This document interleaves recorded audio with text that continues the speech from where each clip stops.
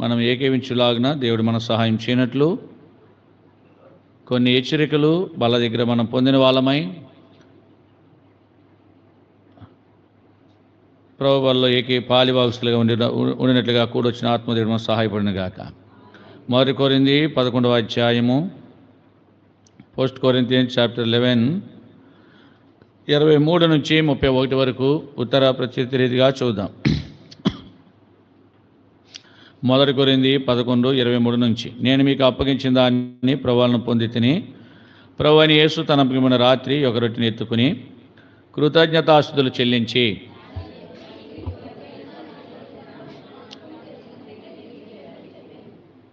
మీరు ఈ రొట్టెని తిని పాత్రను త్రాగినప్పుడల్లా ఆ ప్రకారమే భోజనమైన పిమ్మట ఆయన పాత్రను ఎత్తుకుని, ఈ పాత్ర నా రక్తం వలన క్రొత్త నిబంధన, మీరు దీనిని త్రాగినప్పుడల్లా నేను జ్ఞాపకం చేసుకుంటే దీన్ని చేయడని చెప్పాను.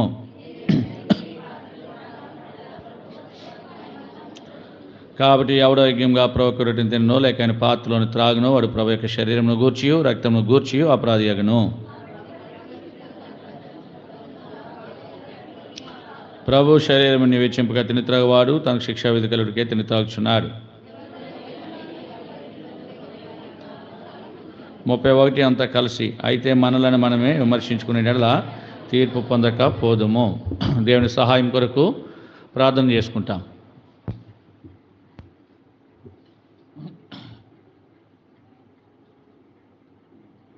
ప్రేమగల మా తండ్రి, మమ్మను ప్రేమించిన మా ప్రియమైన ప్రభువా, మహిమగల రాజా, నీ బలిపీఠమునొద్దనే పిచ్చుకలకు నివాసము, పిల్లల పెట్టుటకు వానుకోవులకు గూటి స్థలము, ఏ యోగ్యత లేని మాకు కూడా నీ బలిపీఠం దగ్గర ఆశ్రయం ఇచ్చారు. నీ కొందనాలు. ఆత్మతో సత్యముతో ఆరాధించినట్లుగా సిద్ధపరిచారు.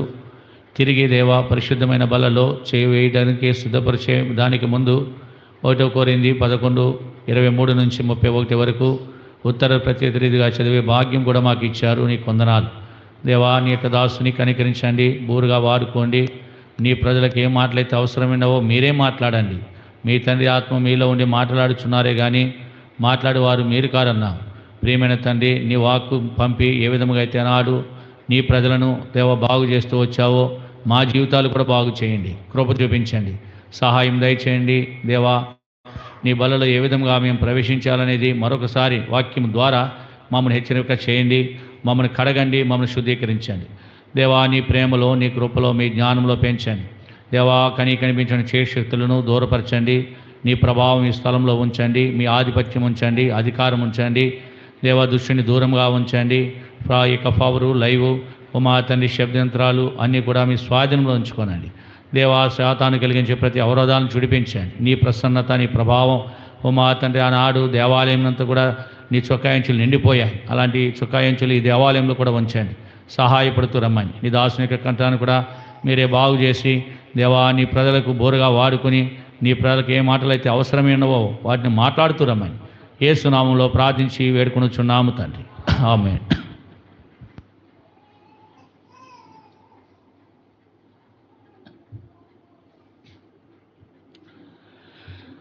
దేవుడు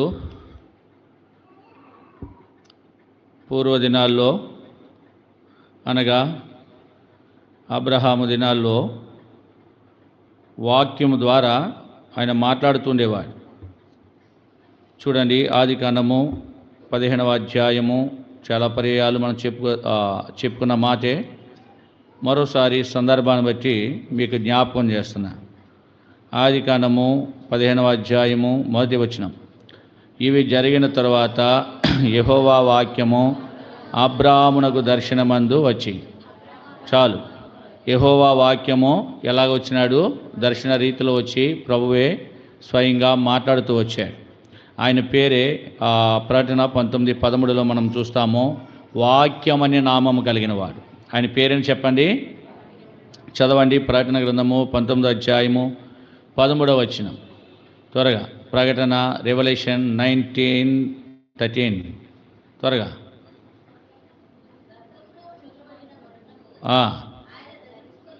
రక్తములో ముంచబడిన వస్త్రమును ఆయన ధరించినాడు, మరియు దేవుని వాక్యమను నామము ఆయనకు ఆయన పేరుంది. ఏంటిది? వాక్యము. వాక్యం ద్వారా మాట్లాడు. అంతకుముందే ఆదాముతో మరి స్వయంగా మాట్లాడేవారు. ఎందుకంటే అప్పటికు ఆదాము పాపము చేయలేదు గనక, ఆదాము మరి పాపంలో పడిపోలేదు గనక దేవుని యొక్క స్వరము ఆదాము వినగలుగుతూ వచ్చాడు. ఎప్పుడైతే పాపం చేశాడో ఆదాము దాక్కోవాల్సిన పరిస్థితి వచ్చిందో దేవుని స్వరం విని ఏం చేశాడు? తట్టుకోలేక భయపడి దాక్కున్నాడు. అది మాట పరిస్థితి. అంతకుముందు అయితే దేవుని పోలికగా ఉండి పాపము చేయని క్రితము దేవుని యొక్క దేవుని పోలికలో ఉండి దేవుని స్వరూపము ధరించి దేవుని యొక్క వస్త్రములు ధరించి ఉన్న ఆదాముతో దేవుడు స్వయంగా మాట్లాడుతూ వచ్చాడు, వింటూ వచ్చాడు. పాపము చేసినప్పుడు వినలేకపోయాడు. సరే, ఆ తర్వాత ఆదాము నుంచి మనం చూస్తే దేవుడు ఎలా మాట్లాడుతూ వచ్చాడంటే వాక్యం ద్వారా మాట్లాడుతూ వచ్చాడు. నోవాహు ఉన్నాడు, నోవాహుతో కూడా దేవుడు మాట్లాడుతూ వచ్చాడు. తర్వాత అబ్రహాం కాలం వచ్చేసరికి వాక్యం ద్వారానే దేవుడు మాట్లాడుతూ వచ్చాడు. అందుకే ఆయన పేరే వాక్యం, వర్డ్ ఆఫ్ గాడ్, దేవుని యొక్క వాక్యము. అందుకే యోహాను గారు యేసు ప్రేమించిన శిష్యుడు, యేసు రొమ్మున ఆనుకున్నవాడు. ఆయన అంటాడు, ఆది యందు వాక్యము ఉండెను, వాక్యము దేవుని వద్ద ఉండెను, వాక్యమే దేవుడై ఉండెను. వాక్యమే దేవుడు కనుక అలాంటి వాక్యమైన దేవుడు అబ్రహాంతో మాట్లాడుతూ వచ్చాడు. ఆ తర్వాత అబ్రహాము తర్వాత ఇస్సాకు తర్వాత యాకోబు, వారితో కూడా మాట్లాడుతూ వచ్చాడు. వాక్య రూపంలోనే మాట్లాడుతూ వచ్చాడు.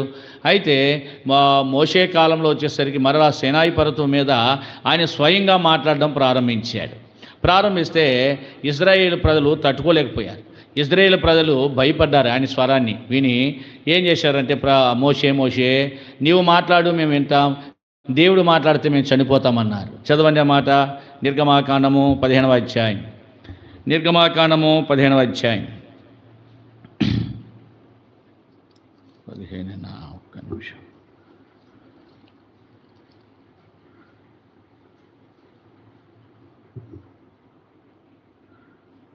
ఒక్క నిమిషం. ఒక్క నిమిషం వెయిట్ చేయండి.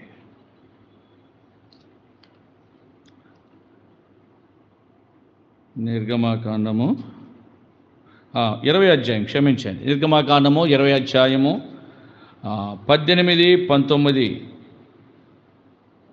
వచనాలు. ప్రజలందరూ ఆ ఉరుములు, ఆ మెరుపులు, ఆ బోరదనియు, ఆ పర్వత ధూమమును చూచి భయపడి తొలగి దూరముగా నిలిచి మోషేతో ఇట్లనిరి, నీవు మాతో మాట్లాడము, మేము విందము. దేవుడు మాతో మాట్లాడినలా మేము చనిపో. ఇక్కడ మార్పు జరిగింది, వినండి. దేవుడు స్వయంగా మాట్లాడితే వారు వినలేకపోయారు, భయమేసింది వాళ్ళకి. ఆయన స్వరం ఎలాగొచ్చిందంట? ఉరుములు, మెరుపులు, బోరధ్వని. బోర గురించి చెప్పుకున్నాం కదా. ఉరుములతో కూడిన స్వరము, మెరుపులతో కూడిన స్వరము.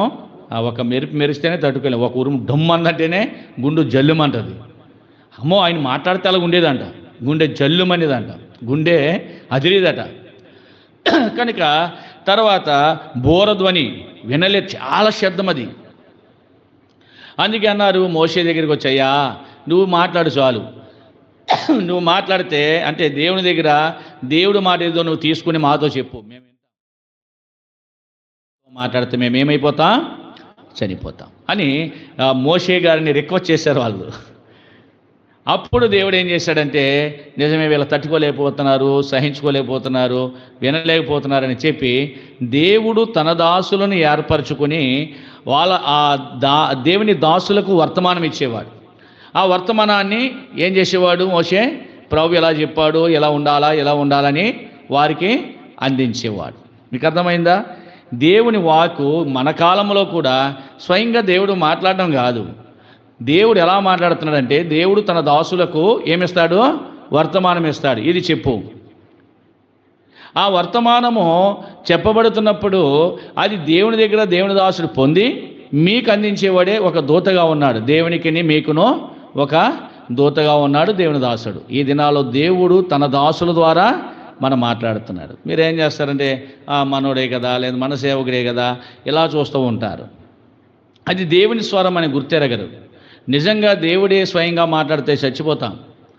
కనుక దేవుడు ఆ విధంగా మాట్లాడకుండా తన దాసుల ద్వారా ఏం చేస్తున్నాడో దేవుని యొక్క వాక్యాన్ని, దేవుని యొక్క ఉపదేశాలను, దేవుని యొక్క క్రమశిక్షణ, పరలోక రాజ్య యొక్క మర్మాలు మనకు బయలుపరుస్తున్నాడు.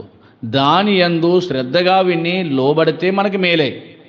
లోబడకపోతే పరలోకం అనేది మనకు ఉండదు. ఆయన దగ్గర లేక నాశనము కానేరని ఆ రాజ్యములో మనము ప్రవేశించలేము. ఆ రాజ్యములో మనం ప్రవేశించాలంటే దేవుని దాసుల ద్వారా దేవుడిచ్చిన వర్తమానాన్ని మనము సాత్వికముతో ఏం చేయాలా?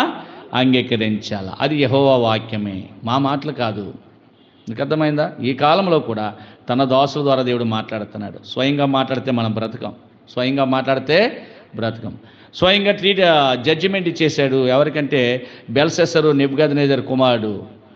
అతడు దేవుని యొక్క పాత్రలో తినేసి త్రాగేసి 1000 మందికి గొప్పగా విందు చేసి చేయరాని కార్యాలు చేసేసాడు. ఇదంతా ప్రభు చూచి ఆయన స్వయంగా వచ్చేసింది. ఆయన అరచేయి వచ్చేసి రాసేసింది, మేనే టేకెలు పార్షన్, గోడ మీద శాసనం రాసేసాడు. ఆ రాత్రే ఎప్పుడైతే దాని భావం మెరిగాడో ఆ రాత్రి అతడు ఏమైపోయాడు? దేవుడు స్వయంగా కలగజేసుకుంటే అలా ఉంటుంది, అతుడైపోయాడంట. కల్దీల రాజైన బెల్షస్సరు అతుడాయను. ఆ రాత్రే, ఇంకా టైం కూడా లేదు, కాళ్ళు చేతులు వదిలేసినాయి, పక్షవాతం వచ్చేసింది ఆయనకి. ఆ రాత్రే పని ఎంతో కాలం బ్రతకలే, ఆ రాత్రే చచ్చిపోయాడు.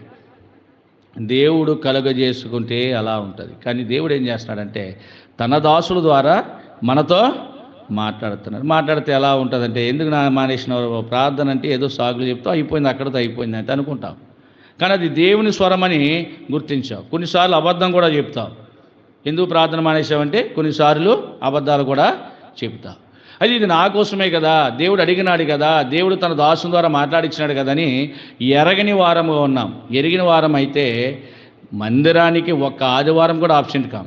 ఎరిగిన వారం అయితే మందిరానికి ఒక ఆదివారం కానీ, ఒక శుక్రవారం కానీ, ఒక కృతజ్ఞత కూడికి కానీ, ఒక నియామక కూడికి కానీ, దేనికి కూడా ఆబ్సెంట్ అనేది జీవితంలో అసలే అనుభవించాం. తీర్మానం ఉంటుంది. సరే, ఇప్పుడు మనం చదువుకునే భాగంలో దేవుడే మనతో మాట్లాడుతున్నాడు. ఏమనంటే కొరింథీయులకు రాసిన మొదటి పత్రిక 11వ అధ్యాయంలో మనం చదువుతూ వచ్చాం. 23వ వచనంలో ఏం చదువుతున్నాము? చదవండి ఎవరైనా. 1 కొరింథీ 11:23 తీయలేదు ఎవరు? ప్రభు వలన పొందితిని, ప్రభుని యేసు తన పంపిన రాత్రి యొక్క రొట్టెని కృతజ్ఞతాస్తుతులు దానిని విరిచి, ఇది మీ కొరకైన నా శరీరము, నన్ను జ్ఞాపకము చేసుకుంటే దీన్ని చేయడని దేవుడు అన్నాడు. పౌలు గారు మరలా జ్ఞాపకం చేస్తున్నాడు కొరింథీయులకి. ఆయన అప్పగింపబడిన రాత్రి ఎలా అప్పగించబడ్డాడు? భూమి మీద ఆయన జీవించిన సంవత్సరములు ఎన్ని? యేసుక్రీస్తు ప్రభుల వారు యేసుక్రీస్తు పేరున భూమి మీదకి వచ్చినాడు. భూమి మీదకి వచ్చి మనుష్య కుమారుడిగా మనిషి వలె జీవించిన సంవత్సరములు ఎన్ని? 33.5 సంవత్సరాలు. దాంట్లో ఎన్ని సంవత్సరాలు సేవ చేసినాడు ఆయన? 3.5 సంవత్సరములు ఖచ్చితంగా ఆయన సేవ చేస్తూ వచ్చాడు. ఆయన సేవ అనుభవంలో మరి 3.5 సంవత్సరాల తరువాత ఆ రాత్రి ఆయన అప్పగించబడతాడు, శిలువకు వెళతాడు. వెళ్ళే ముందు పస్కాను వారు ఏం చేశారు? ఆచరించారు. పస్కాను విరిచారు ఒక మేడగదిలో. అయితే ఆయన ఏమన్నాడంటే, ఇది మీ కొరకైన నా శరీరము, నన్ను జ్ఞాపకము చేసుకునేకే దీన్ని చేయడని చెప్పింది. అంటే ఇప్పుడు ప్రభు వలలోకి వచ్చే మనం అందరము కూడా దేవుని జ్ఞాపకము చేసుకుంటూనే రావాలా. ఒకసారి మీకు చెప్పే ఉంటాను ఈ మాటలు. మళ్ళీ ఎందుకు ఆత్మదేవుడు మళ్ళీ రాత్రి ప్రార్థించినప్పుడు చెప్పమన్నాడు. ప్రభు చెప్పమన్నప్పుడు దాయలేం. కనుక ఏది ఏమైనా కానీ మనము ప్రభు వలలో ఏకీపించేది ఒక సామాన్యమైన రొట్టెగానో సామాన్యమైన ద్రాక్షరసంగానో తీసుకుని త్రాగేసి ఉండకూడదు. ఉంటే కింద రాసినాడు పనిష్మెంట్ ఉంది. ఇందువల్లనే మీలో అనేకులు బలహీనులు, రోగులు, చాలామంది నిద్రిస్తున్నారు. బలహీనతలు, రోగాలు, నిద్ర ఇలాంటివి వస్తాయి. కనుక ఇక్కడ ఏమన్నాడు? నన్ను జ్ఞాపకం చేసుకోండి. దేవుని జ్ఞాపకం చేసుకోవడం అంటే మనం చూస్తాం. ఉదాహరణగా ఎక్కడంటే ఆదికాండము 22వ అధ్యాయంలో, అక్కడ ఆదికాండము 22వ అధ్యాయం 13వ వచనంలో కొమ్ములు తగిలి ఉన్న పొట్టేళ్ళు వధించబడుతూ వచ్చింది. ఎక్కడ? మోరియా దేశములో ఒక పర్వతమందు, మోరియా పర్వతమందు. ఏమన్నారండి దాన్ని? మోరియా పర్వతం. అది మోరియా ప్రాంత్యం. అది ఆ మోరియా అనే ఊరిలో, ఆ దేశంలో లేక ఆ ప్రాంత్యములో ఒక పర్వతం మీద కొమ్ములు తగిలిన పొట్టేలు ఏం చేసినాడు? అక్కడ అబ్రహాము బలర్పించినాడు. ఎవరికి? దేవునికి. ఆ కొమ్ములు తగిలి ఉన్న పొట్టేలు బలి అర్పణ జరిగింది గనక ఇస్సాకు విడిపించబడ్డాడు. లేకపోతే ఇస్సాకు బలి కావాలా? ఇస్సాకును దేవుడు తప్పించాడు.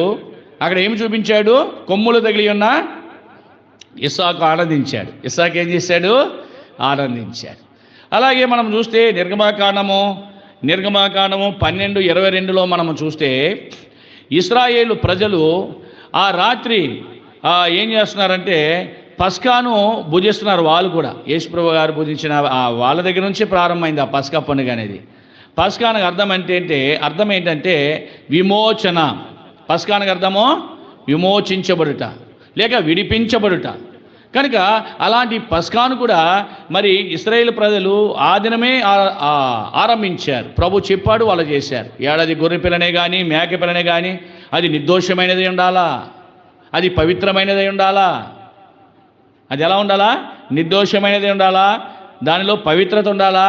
అలాంటి దాన్ని వధించి ఏం చేయాలంటే దాని యొక్క రక్తము కొంచెము తీసుకొని ఇంటి ద్వారబంధ పైకమ్మికిని 2 నిలువ కమ్ములకను రాయాలి. వారు దేవుడు చెప్పినట్టుగా వారు చేసినారు కనుక వారి యొక్క తొలి సంతానము బ్రతికినారు. లేకపోతే వారి తొలి సంతానం ఏమై ఉండేది? చనిపోయి ఉండేవారు వాళ్ళందరూ. అంటే దేవుడు చెప్పిన ప్రతీది కూడా వాళ్ళు చేస్తూ వచ్చారు.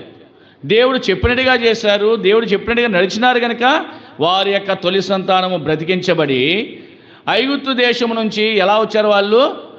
చాలా ఆనందముతో ఆ బానిస సంఖ్యలను లేక బానిసత్వాన్ని విడిచిపెట్టి సంతోషంతో వారు ఒక్క డెక్కైనా కూడా విడిచిపెట్టకుండా సమస్తం తెచ్చుకున్నారండి. వాళ్ళు సాగిపోయారు. యెహోవా సేనలని రాశాడు అక్కడ. యెహోవా సేనలనియో ఆ దినమందే ఏం చేసినాయి? ఐగుప్తు దేశం నుంచి బయలుదేరుతూ వచ్చాయి. ఇవన్నీ జ్ఞాపకం చేసుకుంటే నిజంగా నాడు మోరియా పర్వతం మీద ఆ పొట్టేళ్ళు వధించబడినట్లుగా యేసుక్రీస్తు ప్రభువారు గొల్గొతా కొండ పైన నీ కోసమో నా కోసమో ఏం చేయబడ్డాడు? ఆయన వధించబడ్డాడు. ఆయన వధించబడకపోయి ఉంటే కనుక ఈనాడు ఇలా చూడండి అయ్యా, చూడండి పిల్లలు నాలుగు చూసుకుంటారు, ఆయన వైపు చూడండి. ఆయన వధించబడకపోయి ఉంటే కనుక ఈనాడు నీవు నేను కూడా బ్రతుకుండే వాళ్ళమో కామో. మనం పాడుతాం కదా ఒక పాట, నీ మరణమే నా జీవమాయే నీ ప్రేమ గొప్పదెంతో. ఆయన మరణము ఎవరి మరణము? యేసుక్రీస్తు ప్రభుల వారి మరణము మనకేం పోసింది? మరలా జీవం పోసింది. జీవాన్ని కోల్పోయాం, మనకు జీవం పోసింది కనుక ప్రభువారు హెచ్చరిక చేశాడు. ఏమని? మీరు నన్ను జ్ఞాపకం చేసుకోండి. ఈరోజు మనం ఉన్నామంటే ఆయన జీవం పోసాడని జ్ఞాపకం చేసుకోవాలా. ఈరోజు మనం ఉన్నామంటే యేసుక్రీస్తు ప్రభువు వారు మన కోసమే గొల్గొతా కొండ పైన స్వరూపమైన సొగసైన అసలు రూపమే లేదు ఆయనకి, మొత్తం కోల్పోయాడు. తన స్వరూపమంతా కోల్పోయి ఏం చేశాడండి? ఆయన స్వరూపాన్ని, ఆయన అందమును మనకు అనుగ్రహించుకుంటూ వచ్చాడు. ఆయన మరణించాడు.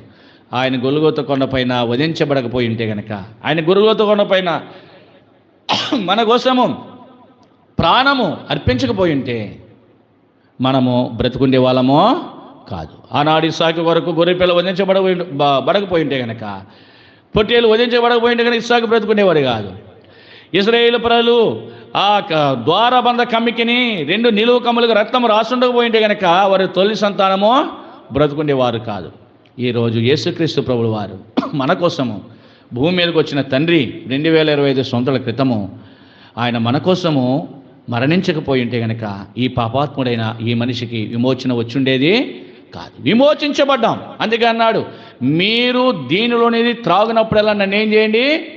ఎలా జ్ఞాపకం చేసుకోవాలా? నా కొరకైన ప్రాణం ఇచ్చాడు, నా కొరకైన చనిపోయాడు. ఆయన చనిపోయి నాకు ప్రాణం ఇచ్చి నన్ను లేవనెత్తాడు అని జ్ఞాపకం చేసుకో. ఎప్పుడన్నా ఆలోచన ఉంది? ఇది ఏదో రొట్టె వచ్చింది, ఇరిచేసుకున్నావు, నోట్లో వేసేసుకున్నావు, అయిపోయిందంతే. ఇది మీ కొరకై నా శరీరం అన్నాడు, మై బాడీ. ఆయన శరీరాన్ని అప్పగించాడు. ఆయన శరీరంలో జీవం ఉంది. ఆయన శరీరంలో ఏముంది? ఆ పితరులు మన్నాను తిన్నాగానే చనిపోయారు. ఆయన శరీరం తిన్నవాడంట చనిపోయే అవకాశమే లేదు. వాడు నిత్య జీవము. ఇంత రొట్టె నువ్వు ఎప్పుడైతే తిన్నావో నీవు జీవముతో నింపబడతావు. అది అయోగ్యముగా నువ్వు తీసుకుంటే ఎలా నింపబడతావు? మరణానికి పాత్రుడు అయిపోతావు. ఇస్కరియోతు యోధ అలాగే చేశాడు. ప్రభు చెప్తున్నాడు, మీలో ఒకరు నన్ను అప్పగిస్తాడు, మారు మనసు లేదు వాడికి, అలాంటి వాడు పుట్టకపోవడమే మేలని చెప్తున్నాడు. చెప్పినా కానీ భయం లేకుండా ఎవరో అన్నాడు కదా, 12 మంది ఉన్నాం కదా, 12 మందిలో పేరు చెప్పలేదు కదా. అందరూ అన్నారు, ప్రభువా నేనా నేనా నేనా నేనా, నువ్వు కాదు నువ్వు కాదు నువ్వు కాదు నువ్వు కాదు నువ్వు కాదు, ప్రభు చెప్తూ వచ్చాడు. అందరూ అడిగారు కదా, మరి ఇస్కరియోతు కూడా అడగాలి, షోయింగ్ మ్యాన్స్లో ఉంటారు మళ్ళీ, అంటే ఇంకేం తెలుస్తుందిలే, అందరితో నలుగురితో అయిపోతుందిలే అనుకుని ఇతను కూడా ఏమన్నాడు, ప్రభువా నేనా అన్నాడు. అది అసలు ఆయన ఏమన్నాలే, నువ్వు కాదన్నాలా, కానీ ఈయన ఏమన్నాడు, నువ్వు అన్నట్టేనయ్యా. ఎలా ఎరిగాడు, ఎలా తెలిసిపోయింది, తెలుసైనికి సమస్తమును సృష్టించిన సృష్టికర్తకు ఎందుకు తెలియదు? ఆయన హృదయాన్ని ఎరిగిన దేవుడు. ఇస్కరియోతు సేమ్ అయిపోయాడు. ఏమనుకున్నాడు, అందరితో పాటు ఓ మాట అడిగితే పోని అనేసి అడిగేశాడు, నేనా అని. నీవే జాగ్రత్త, నీ స్థితి నీకు తెలుసు, నీ బ్రతుకు నీకు తెలుసు, నీ జీవితం నీకు తెలుసు, నీవేమైనావో తెలుసు, నీవు ఏమై ఉన్నావో దేవునికి కూడా తెలుసు, నీకు తెలుసు నీవేమై ఉన్నావో. అందుకే కాబట్టి ప్రతి మనుషుడు తన్ను తానే పరీక్ష చేసుకోవాలన్నాడు. దేవునికి అంతా తెలుసు, ఆయన సర్వాంతర్యామి, సమస్తము ఎరిగిన దేవుడు. నీ నడక తెలుసు, నీ పడక తెలుసు, నీ తలంపులు తెలుసు, నీ మాటలు తెలుసు, నీ పద్ధతులు తెలుసు, నీ యొక్క ఆలోచనలు తెలుసు, అన్నీ ఎరిగిన దేవుడైనా ఎరగని దేవుడేమీ కాదు. ఇరిమియా అన్నాడు, నీ తల్లి గర్భములో నీవు పిండముగా ఏర్పడక మునిపే నీవు నాకు తెలుసు. నీవు నాకు తెలుసయ్యా. దేవుడికి ఏమీ తెలియదు అనుకుంటారు మీరు, అర్థమైందా? పాస్టర్ గారు ఏదో ఒక మాట అంటే వదిలేస్తాడు కదా, దేవుడు వదిలిపెట్టాడు ఇది అనుకుంటున్నావు నీవు. భయం లేదు నీకు, దేవుని మందిరాన్ని మానేయడానికి భయమే లేదు నీకు. భయం ఉంటే ఎందుకు అలా ప్రవర్తిస్తావు, ఎందుకు అలా వెళ్ళిపోతావు? దేవుని మందిరాన్ని విడిచిపెట్టి ఆరాధన పోగొట్టుకొని, ప్రార్థనా కొడుకులు పోగొట్టుకొని ఎందుకు నీ సొంత సమయాన్ని, నీ సొంతాన్ని వాడుకుంటావు? దేవుని కొరకు వాడు. నీకు స్వతంత్రం ఇచ్చింది నీ అంతటా నువ్వు బ్రతకడానికి కాదు. ఒకరోజు తీర్పు ఉంది, అది మంచిదే కానీ చెడ్డదే కానీ దేంట్లోకి వస్తుందే, తప్పించుకునే అవకాశం లేదు. అసలు ఇలా చెప్పేవాళ్ళే ఉండరు, నీకు ఇలా చెప్పేవాళ్ళే ఉండరు.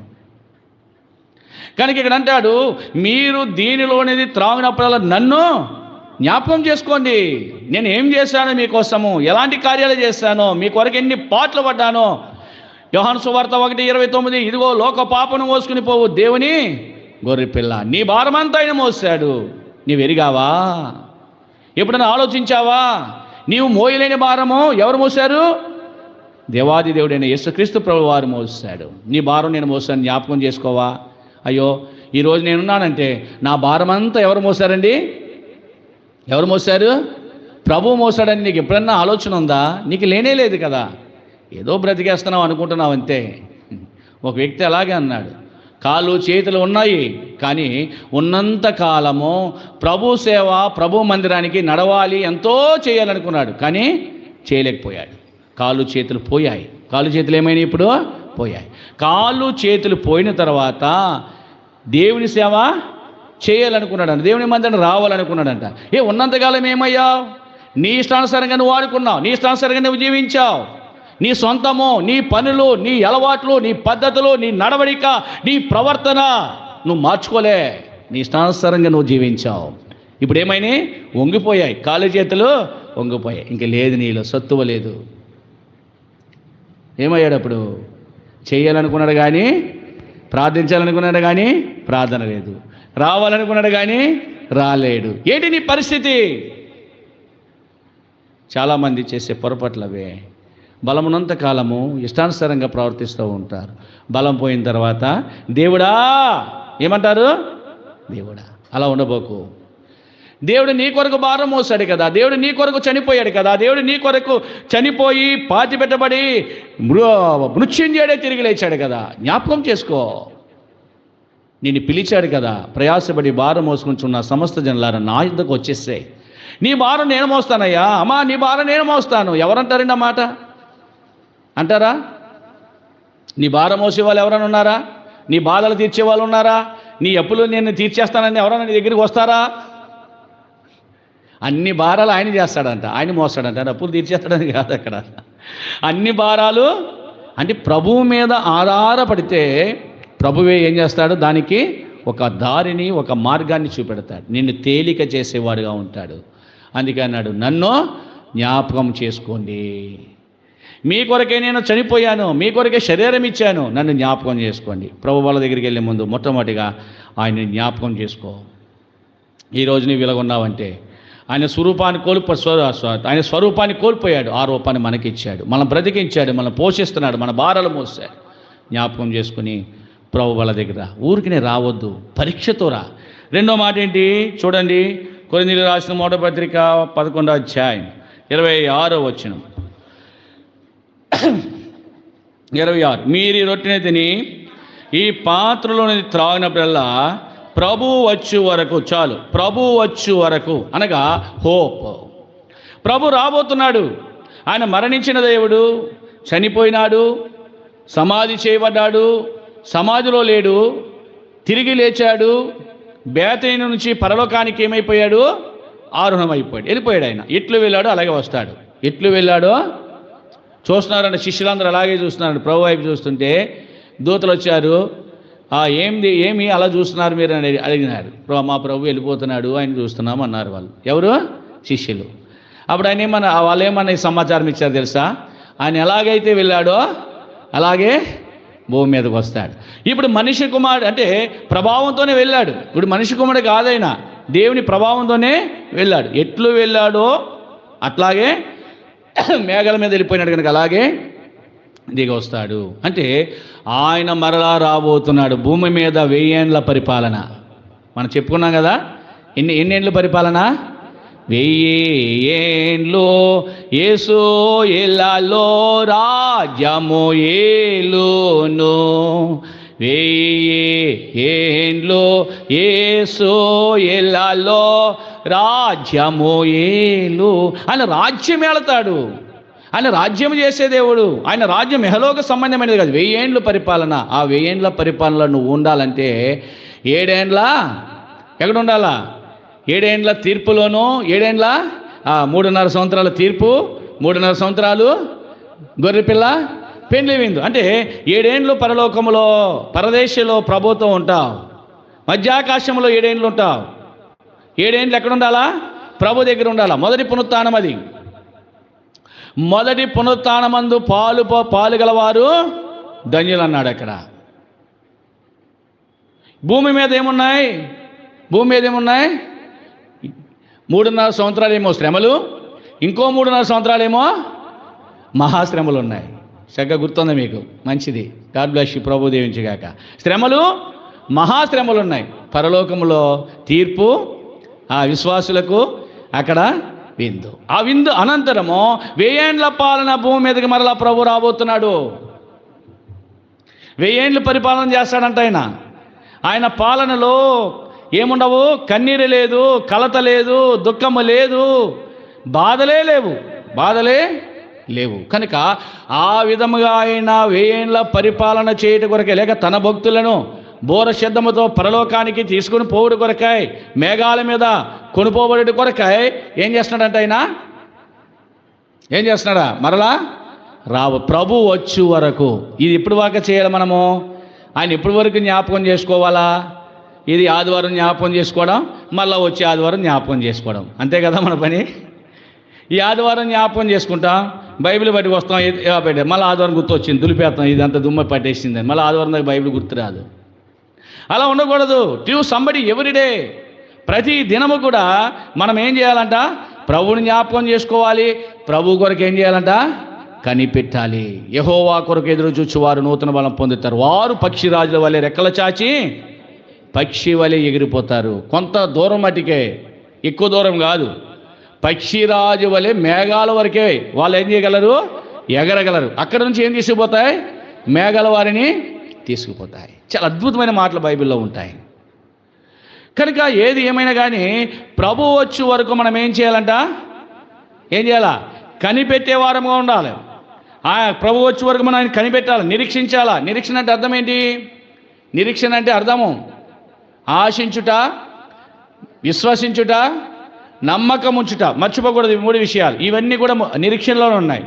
ఆశించుట, విశ్వసించుట, నమ్మకం ఉంచుట. ఇది నిరీక్షణ. అది ప్రభు ఇచ్చిన నిరీక్షణ, శుభప్రదమైన నిరీక్షణ, నిశ్చలమైన నిరీక్షణ. ఆయన ఇచ్చిన నిరీక్షణ మన ఆత్మకే లంగరంట. ఆత్మకే ఇప్పుడు 3 అవసరాలతో హెబ్రీలు రాసిన పత్రిక 6వ అధ్యాయం 19వ వచనంలో మాట మనం చూస్తాం.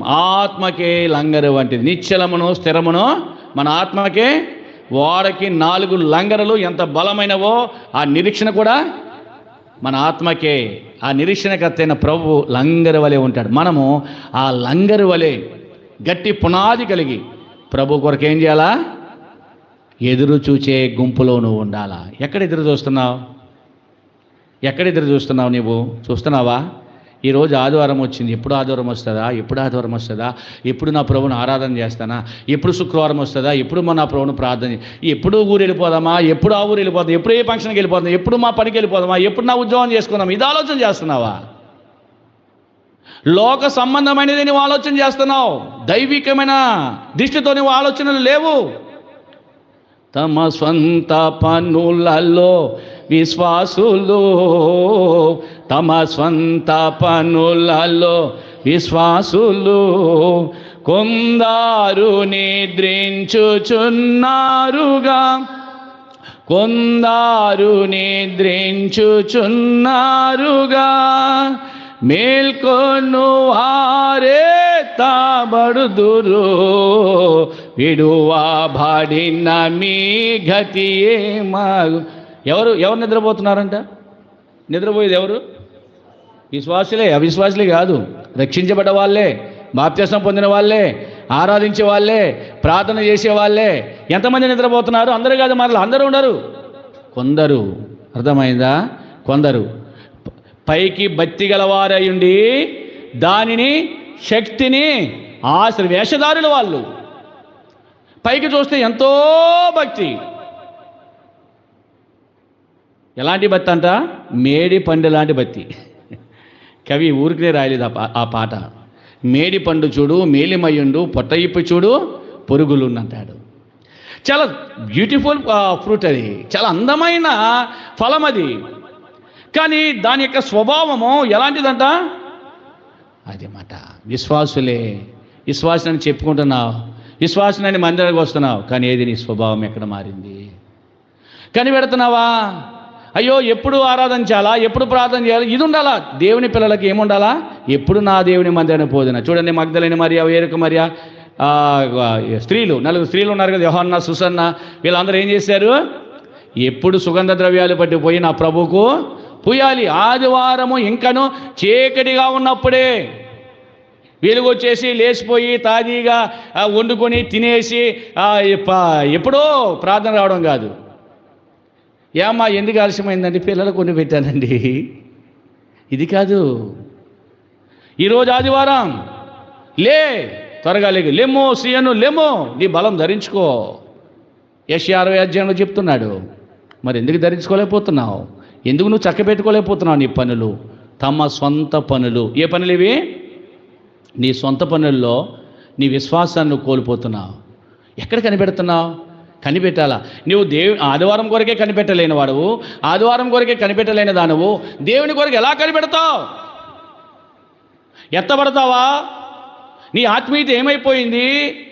అడుగంటుచున్నది ఆత్మీయత, అడుగంటుచున్నది ఆత్మీయత. నీ యొక్క ఆత్మీయమైన జీవితం అడుగంటిపోయింది. అడుగంటుపోయిన అన్నమే, అడుగంటుపోయిన కూరే నువ్వు తినవే, పడేస్తావే. దేవునికి అవసరమా నీ ఆత్మీయత? అందుకే అన్నాడు, రెండవదిగా అంటాడు, ప్రభు వచ్చు వరకు ఏం చేయాలంట? మనము నిరీక్షించాలా. స్థిరమైన నిరీక్షణ అయి ఉండాలా. ఏమై ఉండాలా? నీకు స్థిరం ఉండాలా, నిలబడాలా. సంఘంలో ఆరాధన, ప్రభు నన్ను సంఘంలో తీసుకొచ్చు అంగంగా చేస్తామంటావు కదా, సంఘంలో నిలబడాలా, స్తంభం వలె ఉండాలా. ఎన్ని తుఫాన్లు వచ్చినా, ఎన్ని వ్యాధులు వచ్చినా, ఎన్ని బాధలు వచ్చినా స్ట్రాంగ్గా నిలబడాలా. అప్పుడే నువ్వు వరదెలుతావు. అర్థమైందా? జారిపోకూడదు, పడిపోకూడదు. ప్రభు కొరకు కనిపెట్టే జీవితము, నిరీక్షించే జీవితం మనలో ఉండాలి. 3వ చూద్దామా? 26 వచ్చిన చదవండి. 1 కొరింథీ 11:26. మీరు ఈ రొట్టెని నీ పాత్రను త్రాగినప్పుడల్లా ప్రభు వచ్చే వరకు ఆయన మరణమును ప్రచురించుదురు. 3వది మనం చూస్తే ఆయన మరణాన్ని మనం ప్రచురించాలా. తినడమే కాదు, రక్షించబడమే కాదు, నువ్వు రక్షించబడతావు. ఆయన జ్ఞాపకం చేసుకోవడమే కాదు, ఆయన కొరకు నిరీక్షించడమే కాదు, మూడవదిగా ఏం చేయాలంట మనము? ప్రచురించాలంట. దేన్ని ప్రచురించాలా? ఆయన మరణాన్ని. ఎవరికైనా ప్రచురించావా? అమ్మా, అయ్యా, యేసుప్రభు నా పాపల కొరకు చనిపోయాడు, ఈ లోకానికి వచ్చాడు, నేను ఒక పాపిని, ఆయన సమాధి చేయబడ్డాడు, సమాధిలో లేడు, లేచాడు, ఆయన మరణ, భూస్థాపన, పునరుత్థానములను ఎప్పుడన్నా నువ్వు ప్రకటించావా? నీ నోటితో ఒక్కరికైనా సువార్త చెప్పావా? ఒక్కరినైనా మందిరాన్ని నడిపించావా? ఇక్కడ అన్నాడు ప్రచురము చేయాలా. అర్థమైందా? రొట్టెలో ఏకేవిస్తున్న నీవు ఆయన పరిశుద్ధమైన బలలో చేవేసే ముందు ఇదొక నీకు పరీక్ష. ఒక్కరికైనా చెప్పావా ఎప్పుడైనా? మనకే లేదు, ఇంక ఇతరులకు ఏం చెప్తాం మనం కదా? మనమే సరిగ్గా రాము, మనమే సరిగ్గా ఇతరులకు ఎలా చెప్పగలం? లేదు లేదు లేదు. అర్థమైందా? నీవు నిలబడాలా, నిరీక్షణలో నిలబడాలా, ప్రచురం చేయాలా. ఎవరిని? ఆయన మరణాన్ని ప్రచురం. చూడండి, గొర్రెల కాపరులు ఏ చదువు లేదు వాళ్ళకి ఏ చదువు లేదు. లూకాసు వార్త మనము చూస్తాము. చూడండి, లూకాసు వార్త 2వ అధ్యాయం 17వ వచనం. త్వరగా చదవండి. Luke gospel chapter 2:17 verses. వారు చూచి తమతో చెప్పబడిన మాటలను ప్రచురము చేసిరి. ఎవరు వెళ్ళు? గొర్రెల కాపరులు. మరియమ్మ, యోసేపు, యేసుక్రీస్తు ప్రభువారు జననమించిన తర్వాత దూత ద్వారా వారు తెలుసుకున్న వారై ఎక్కడికి వచ్చినారు? రెండవదిగా ముందు దేవుని దూతలు వచ్చారు, ఆరాధించారు. రెండవదిగా గొర్రెల కాపర్లు అక్కడికి వచ్చారు. ఎలా వచ్చారు వాళ్ళు? గొర్రెల కాపర్లు ఎలా వచ్చారు చెప్పండి? సమస్తమును విడిచిపెట్టి వచ్చారు వాళ్ళు. ఏంటి వారు ఎంత నమ్మకమైన కాపర్లు అంటే, ఆ సందర్భం చూస్తే నేను చాలా బాధపడుతుంటాను కొన్నిసార్లు. ఎంత నమ్మకమైన వాళ్ళు అంటే, రాత్రి వేళ కూడా తమ మందను కునికి వేయకుండా ఏం చేస్తున్నారు? ఆ మందను కాపాడుకుంటున్నారు. ఆస్తిని అంత భద్రంగా కాపాడుకుంటున్నారు వాళ్ళు.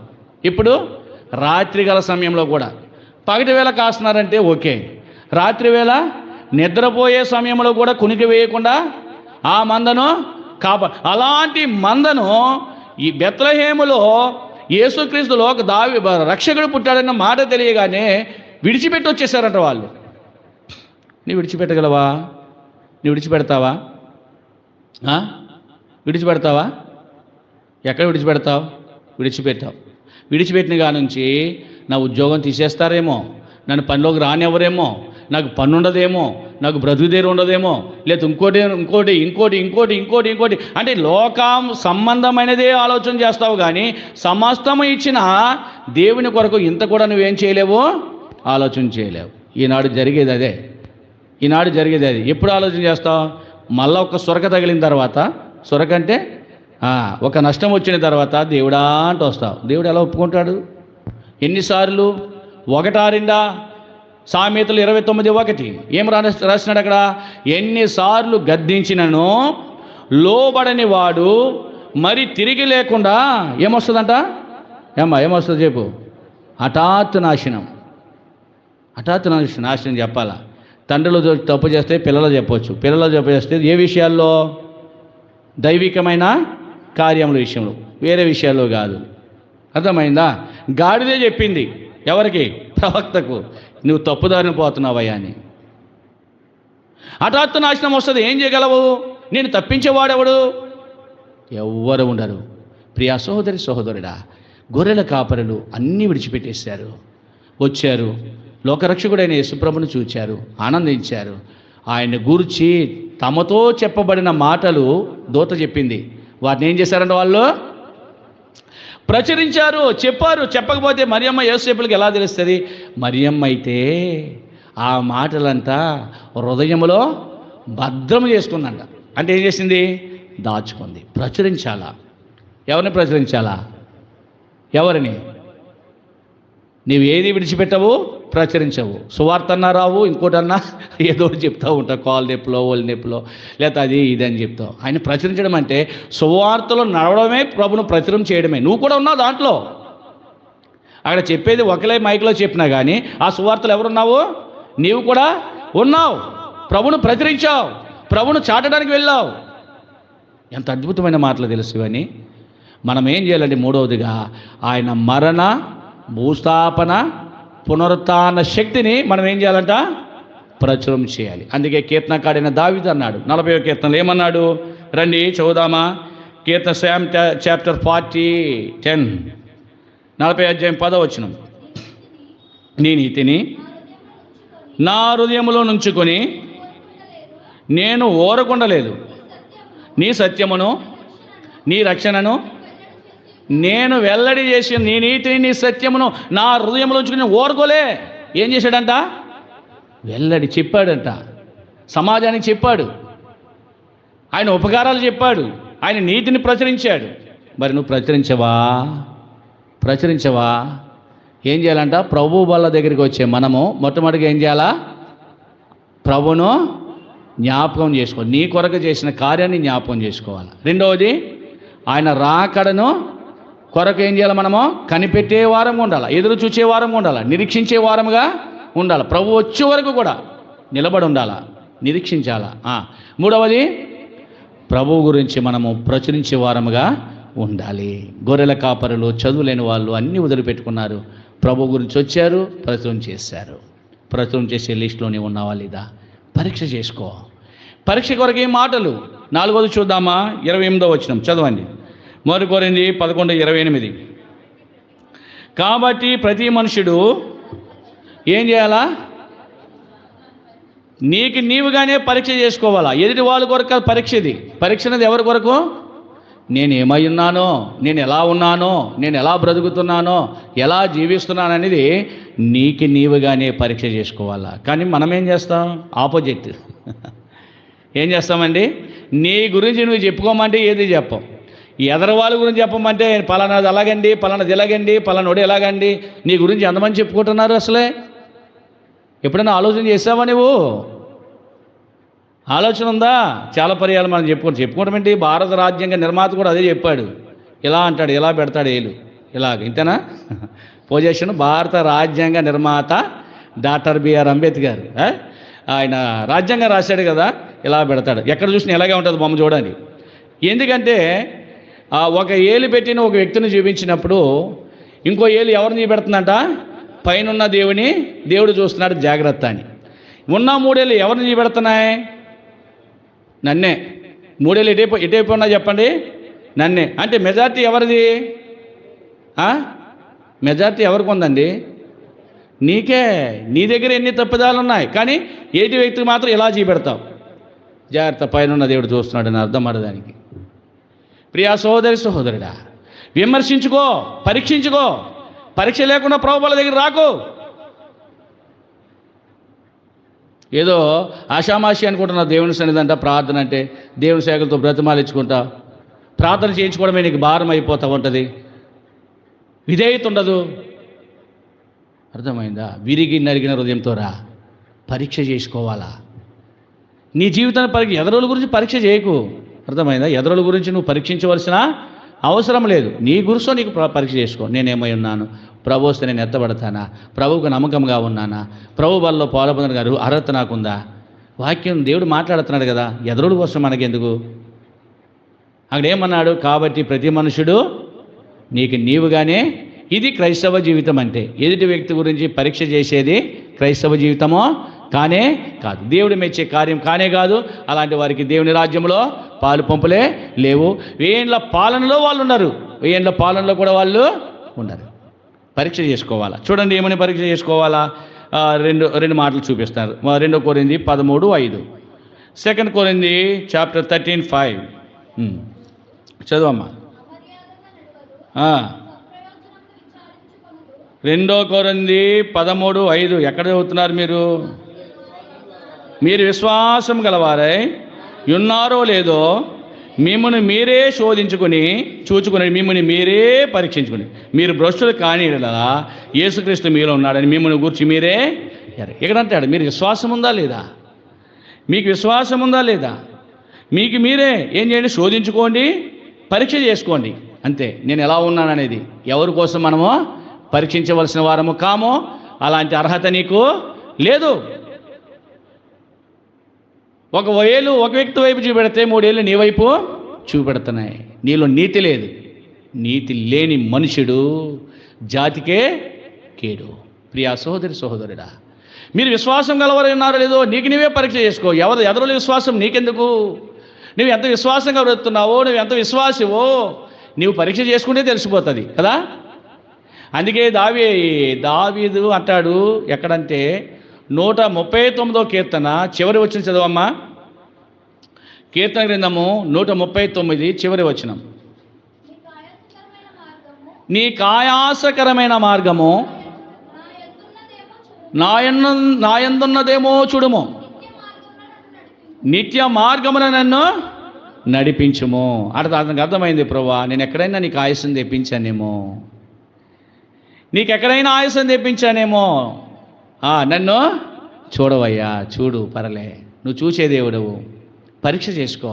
నువ్వు ఎంత విశ్వాసవో, ఎలా బ్రతుకుతున్నావో, దేవునికి నీకు ఎలాంటి సంబంధం ఉందో, దేవుని ఎలా ప్రేమిస్తున్నావో, దేవుని ఎలా కొలుస్తున్నావో, దేవుని ఎలాగా నువ్వు ఆరాధిస్తున్నావో, ఎలా ప్రార్థిస్తున్నావో, దేవుని సన్నిధిలో ఎలా నడుచుకుంటున్నావో, దేవునికి ఎలాంటి ప్రాధాన్యత నువ్వు ఇస్తున్నావో, దేవుని ఎలా ప్రేమిస్తున్నావో నీకు నీవే పరీక్ష. నీకు అర్థమైపోతుంది నువ్వు ఎలా ఉన్నావో, నీకు అర్థమైపోతుంది. నేను ఎలా ఉన్నా నాకు అర్థమైపోద్ది. అర్థమైందండి? నా జీవితం చెప్పాలా, నువ్వు దేవుడు చెప్పాలా? అర్థమైందా? దేవుడు కూడా అర్థమైపోతుంది నువ్వు ఎలా ఉన్నావో. కనుక పరీక్ష చేసుకోవాలా. చూడండి, ఎపిఎస్సి రాసిన పత్రిక 5:10 కూడా మాట చూడగలం. ఎపిఎస్సి రాసిన పత్రిక 5:10 త్వరగా.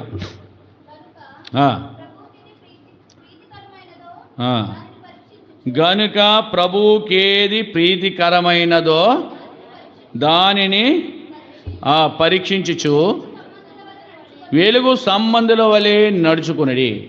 ప్రభువుకి ఏది ప్రీతికరమో, దేవునికి ఎలాగ ఉండాలో అలాగే ఏం చేయాలంటే ఎప్పటికప్పుడు మనం ఏం చేయాలా? ఎగ్జామినేషన్, పరీక్ష చేసుకోవాలా. అర్థమైందా? మనం పరీక్ష చేసుకుని వెలుగు సంబంధి వలె ఉండాలి. God is light. దేవుడు ఎవరు? వెలుగు. నువ్వు వెలుగై ఉండాలా. మనం మందిరానికి వచ్చేది నా కోసము, ఇంకొకరి కోసం కాదు, ఇక్కడ మనుషుల కోసం కాదు, ఇది మనుషులు నివసించేది కాదు. ఇది దేవుడు తన స్వరక్తం ఇచ్చి కొన్నట్టి సంఘములో నువ్వు చేర్చబడ్డావంటే అంత ఆధిక్యత ఎవరికి లేదు. ఈ ఆధిక్యత దేవుడు నీకు ఇచ్చాడు. పరీక్ష చేసుకో. వెలుగు సంబంధి వలె, నేను వెలుగు సంబంధిగా ఉన్నానా, చీకటి సంబంధిగా ఉన్నానా అనేది ఎవరు పరీక్ష చేసుకోవాలా? నీవే పరీక్ష చేసుకోవాలి. పరీక్ష లేకపోతే, పరీక్ష లేకుండా ప్రభువుల దగ్గరికి వస్తే ఏముండదు. ఒకరోజు ఉఫ్ అన్నాడంటే అయిపోయింది అంతే. ఎంతలో కనబడి అంతలో మాయమైపోయే ఆవిరి లాంటిది మన జీవం. పరీక్ష చేసుకోవాలి. 5వది చూద్దామా? 31 చదవమ్మా. 1 కొరింథీ 11:31. 1 కొరింథీ 11:31. అయితే మనలను మనమే విమర్శించుకుని ఎడల ఎవరికి వాళ్ళు విమర్శించుకోవాలంటే, విమర్శ అంటే విమర్శలు చేస్తూ ఉంటాం కదా. విమర్శ అంటే ఏంటి? ఎందుకని పరీక్షలోనే చెప్పేశాం. అలాగే ఇలాగే వాళ్ళని విమర్శించడం, వీళ్ళని విమర్శించడం, ఇది కాదు విమర్శ చేయడం. ఎదుటి వ్యక్తులను కాదు నువ్వు విమర్శించడం, ఎదుటి వ్యక్తుల గురించి కాదు నువ్వు మాట్లాడడం. ఎవరి గురించి విమర్శించుకోవాలంట? నీకు నీవే విమర్శించుకో. చూడండి, యెహోవా పర్వతానికి లేక దేవుని రాజ్యానికి ఆ సింహాసనం దగ్గర నీవు ఉండాలంటే ఇక్కడ రాశాడు 15వ అధ్యాయం, కీర్తన గ్రంథము 15వ అధ్యాయం, సేమ్ చాప్టర్ 15. రండి, 4వ వచనం అందరూ చదవండి. అతని దృష్టికి నీచుడు అసహ్యుడు. అంటే నీ దృష్టికి నీవు ఒక నీచమైన వాడిగా అసహించుకో. అర్థమైందా? నీ దృష్టికి నీవేం చేయాలా?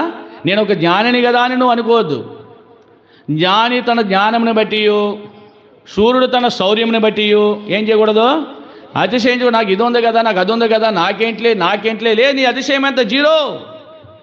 కొందరు రథమును బట్టి, కొందరు గుర్రమును బట్టి అతిశయించే వాళ్ళు ఉన్నారు. వారి గుర్రాలు ఏమైపోయినాయి? శవాలై తేలిపోయాయి. జాగ్రత్త, నీ బలం ఎప్పుడు నీతో ఉండదు. అర్థమైందా? నీ శక్తి నీతో ఉండదు. దేని బట్టి నువ్వు అతిశయిస్తున్నావు? విమర్శించుకో. నీ దృష్టికి నీవే అనుకోవాలా, నేను ఒక నీచమైన వాడిని, నా బ్రతుకు మంచిది కాదు, అసహ్యమైనది, పెంట లాంటిది. ఎలాంటి జీవితం ఇది? పాడేస్తావు పాట. ఏమని పాడతారక్క? పెంటాకు పాన్ పాటే కదా అది. అది నీకే, ఆ పాట నీదే.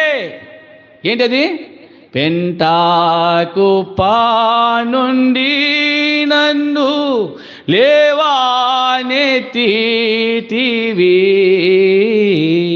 దరిద్రుడనైనా నన్ను రాజుగా చేసేటి. పెంట కుప్పల మీద నుంచి వచ్చావు నువ్వు ఎంత నీచమైన వాడవు, ఎంత అసహ్యమైన వాడవు, ఎంత పనికి మాలిన వాడవు.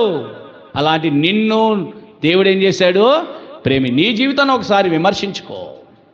నీ జీవితాన్ని విమర్శించుకో. అతని దృష్టికి ఏమన్నాడు ఇక్కడ కీర్తనలు 15:4, నీచుడు అసలు నీ దృష్టికి నీవే నీచంగా. నేను ఒక మంచివాడిని, నేను ఒక నీతిపరుణ్ణి, లేకపోతే నేను పలానా బ్రాండ్ అవన్నీ వద్దిక.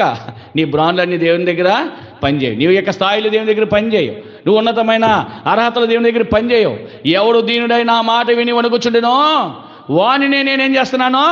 దృష్టించుతున్నాను. నువ్వు దీనత్వం కలిగి దేవుని దగ్గరికి వచ్చి మోకాలేసి దేవుని సన్నిధిలో విధేయత కలిగి కూర్చుంటూ ఆయన నీ మీద ఏం పెడతాడు? దృష్టి పెడతాడు. ఆయన దృష్టి పెట్టాడంటే దేనికోసమో తెలుసా? నిన్ను బలపరచుడు కొరకాయ. ఆయన దృష్టి పెట్టాడంటే దేనికోసమో తెలుసా? నీ యొక్క మొర లేక నీ యొక్క ప్రార్థన వినుట కొరకాయ ఆయన దృష్టి పెట్టాడంటే నీకు ఏం చేస్తాడో తెలుసా? నీవు నడవలసిన మార్గాన్ని నీకు చూపించడం కొరకాయ. సామాన్యమైన వాడు కాదైనా, అర్థమైందా? దీనుడై విధేయత కలిగి వచ్చిన వాడినే దృష్టి పెడతాడంట. ఈ లోకంలో ఎవరైనా కానీ నీ బలం ఉంటే, ఒక గవర్నమెంట్ జాబే కానీ ప్రైవేట్ జాబే కానీ కూలిపనే కానీ, బలం ఉన్నంతసేపు నేను వాడుకుంటారు. నీ బలం పోయిందంటే పెట్టుకుంటారా?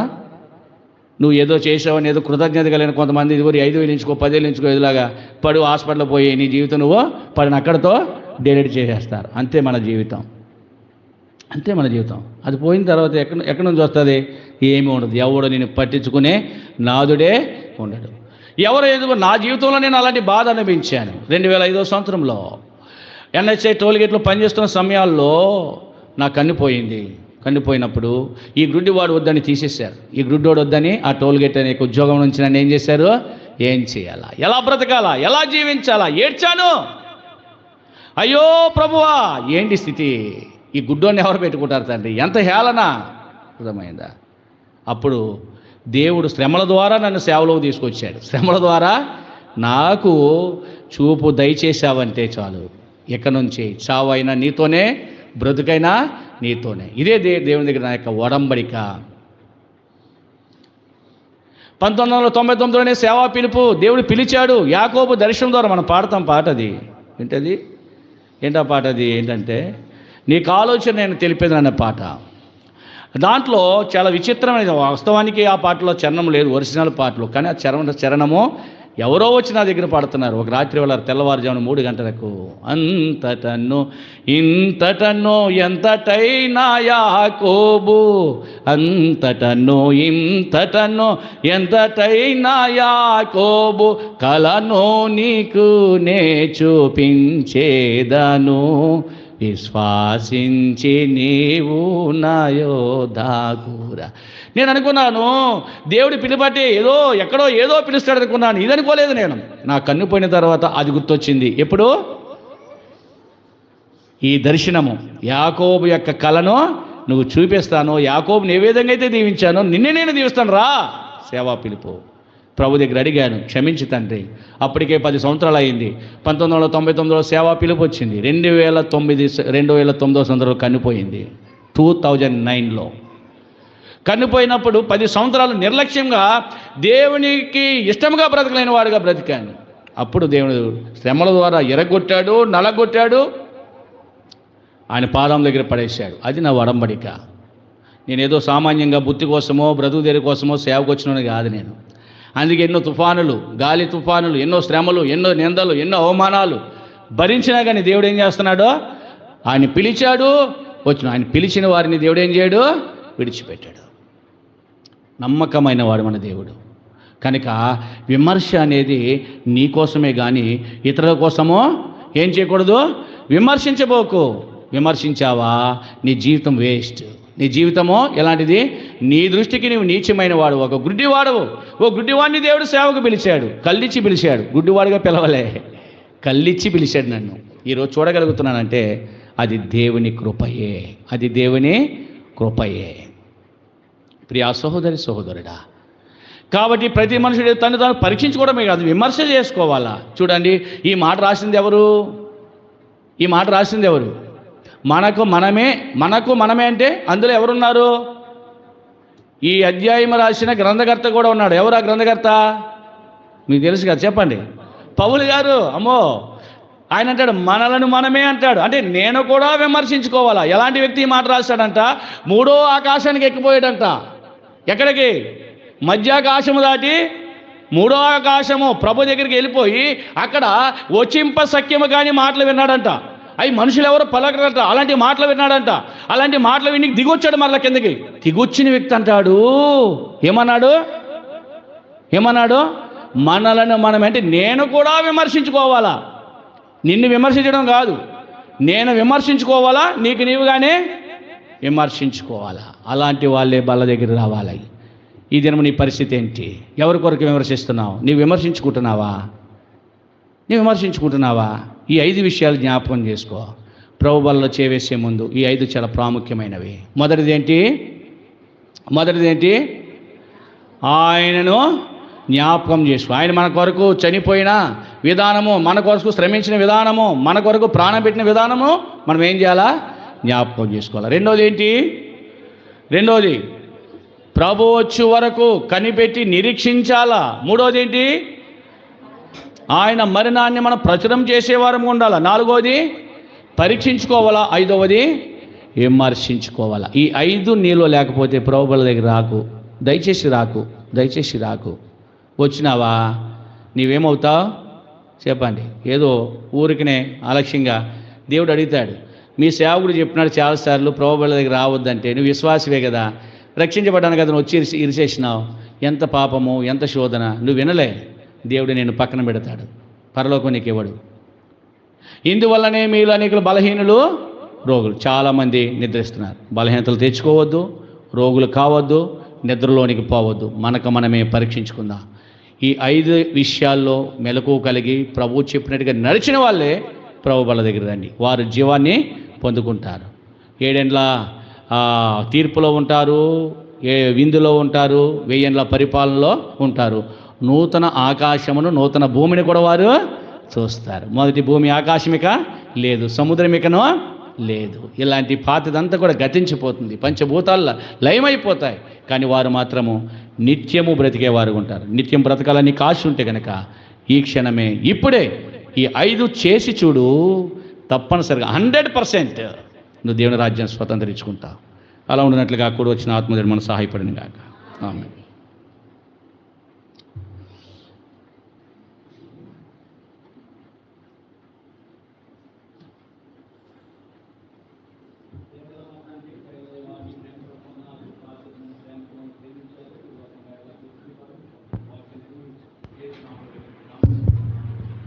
అప్పగించిన దాన్ని ప్రభువును పొందితిని. ప్రభువైన యేసు తన అప్పగిన రాత్రి ఒక రొట్టెని ఎత్తుకొని కృతజ్ఞతలు చెల్లించి దాన్ని విరిచి, ఇది మీ కొరకైన నా శరీరము, నన్ను జ్ఞాపకం చేసుకుంటకై దీన్ని చేయడని చెప్పాను. దయగల తండ్రి, నీ ప్రేమ కొరకు వందనాలు. మిమ్మల్ని జ్ఞాపకం చేసుకుంటున్నాం. మీరు మా కొరకు చనిపోయారు. 5 విషయాలు మా మధ్య ఉంచారు. మొదటిది, దేవా నిన్ను జ్ఞాపకం చేసుకోవడం. రెండవది, దేవా మరి ప్రభు వచ్చే వరకు నిరీక్షించి నీ కొరకు కనిపెట్టడం. మూడవది ప్రచురించడం. 4వది పరీక్షించుకోవడం. 5వది విమర్శించుకునేట. చాలా ప్రాముఖ్యమైన విషయాలు మరొకసారి మాతో మాట్లాడుతూ వచ్చారు. నీకు వందనాలు. వాక్యాన్ని దీవించండి, బలను దీవించండి. ఈ సోపుతో కడగండి, మనకంటే తెలగున్నట్లుగా చేయండి. యేసు నామములో వేడుకుంటున్నాం తండ్రి. ఆమేన్. ఎవరైతే రొట్టెలు ఎగివిచ్చినారో, ఆశ కలిగి ఉన్నారో రండి. ఆ యొక్క రొట్టెలో చిన్న భాగాన్ని తీసుకొని మీ ప్రక్క వారికి ప్రేమతో అందించండి.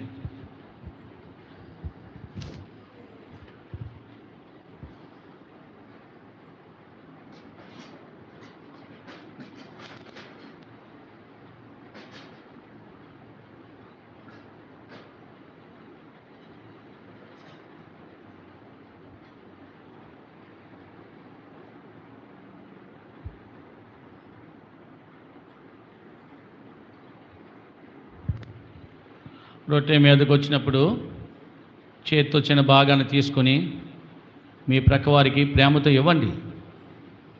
పరీక్ష చేసుకోండి. దేవుని రాకడ బహు సమీపంగా ఉంది. ఊరికినే పరలోకం పోము.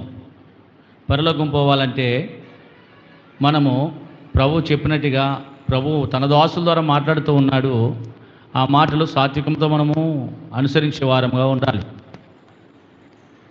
వారు మాత్రమే పరలోకం. క్రీస్తు యేసు కొన్నటి సంఘములో మనం చేర్చబడుతూ వచ్చాం. ఆయన రక్తంలో ఉంచబడిన వస్త్రం ధరించాడు.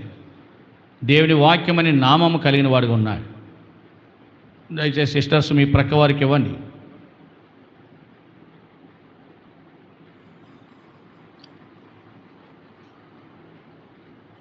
ఎవరైతే రక్షించబడ్డారో, ఎవరైతే రక్షించబడినంత మాత్రాన ప్రభు బలలోకి రావద్దు.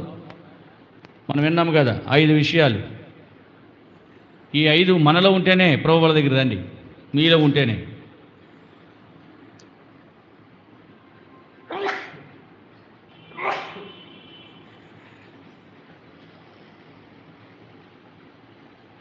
ఇంకెవరికైనా రొట్టె అందని ఎడలా మీ కుడాస్తానికి కన్వర్ట్లుగా చూపించండి, రొట్టె మీద తీసుకుని రాబడుతుంది. అందరికీ రొట్టె అందిందని రొట్టె ఆఫ్ చేస్తున్నా. ఆ ప్రకారం మీ భోజనం పిమ్మటాన్ని పాత్రను ఎత్తుకొని, ఈ పాత్ర రక్తం వల్ల ఆయన కృత నిబంధన, మీరు దీనిలో త్రాణప్రాణం జ్ఞాపకం చేసుకుంటూ గదించేయడం చెప్పి మీ రొట్టెని తిని పాత్రను త్రాణప్రాల ప్రభు వచ్చే వరకు ఆయన మరణమును ప్రచురించుదురు. కాబట్టి ఎవడ యోగ్యంగా ప్రభు రొట్టె తిన్ననో లేక ఆయన పాత్రను త్రాగును వాడు ప్రభు యొక్క శరీరమును గూర్చి రక్తమును గూర్చి అపరాధి. కాబట్టి ప్రతి మనుషుడు తను పరీక్షించుకునేవాడిని అలా చేశారు. తిన పాత్రలోనిది త్రాగవాలి. దగల తండ్రి, నీ ప్రేమ కొరకే వందనాలు. పాత్ర దగ్గరికి వస్తున్నాం, దీవించము, కనికరించము, మమ్మల్ని కడగండి, శుద్ధీకరించండి, పాత్రను దీవించండి, తీసుకుని చూడగానే జీవమాలో ప్రవహింపచేయండి. యేసు నామములో వేడుకుంటున్నాం తండ్రి.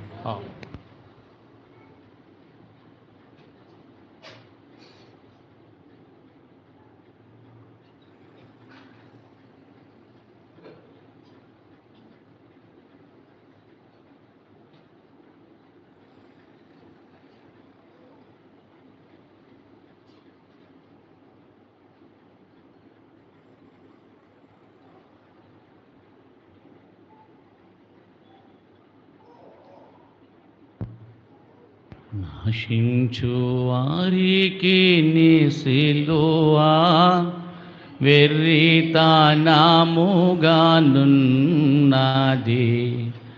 రక్షింపబడుచున్న పాపికి దేవుని శక్తి అయ్యున్న